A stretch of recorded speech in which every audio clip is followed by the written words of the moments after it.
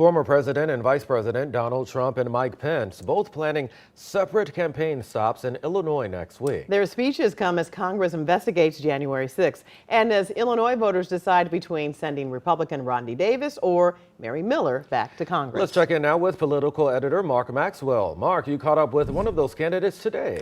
Brent and Kelly, the Rodney Davis-Mary Miller matchup could gauge the strength of the Trump and Pence wings of the fractured Illinois GOP. Davis has all the endorsements from local officials, labor unions, and a long list of accomplishments from his time on the Hill. Miller has Trump in her corner, and that alone has Rodney Davis fighting for his political life. We feel really good about the race right now. Congressman Rodney Davis conveyed confidence campaigning in Collinsville with firefighters Friday and taking questions from the press for half an hour. Part of being a member of Congress is being accessible. I don't always like the questions you ask me, Mark, but I've never shied away from answering them. And these are the things that you do as a public official. The Republican took aim at freshman Congresswoman Mary Miller, who routinely ignores local reporters. This week, Miller skipped work to hit the campaign trail and missed a vote in Congress to protect Supreme Court justices. She was campaigning. She wasn't there. And frankly, that to me is a dereliction of duty. On the airwaves, Miller boasts her endorsement from Donald Trump, while Davis highlights her votes with progressive members of Congress against funding the American military.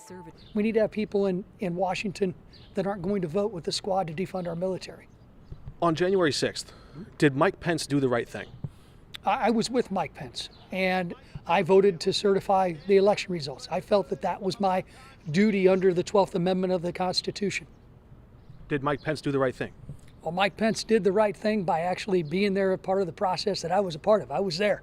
I was on the House floor on January 6th.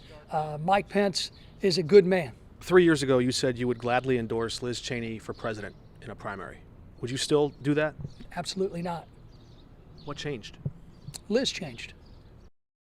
There's Rodney Davis stiff-arming Liz Cheney, embracing former Vice President Mike Pence. Pence in Peoria on Monday. But what about Donald Trump? I asked Davis, if Trump doesn't want you back in Congress, do you want him back in the White House in 2024?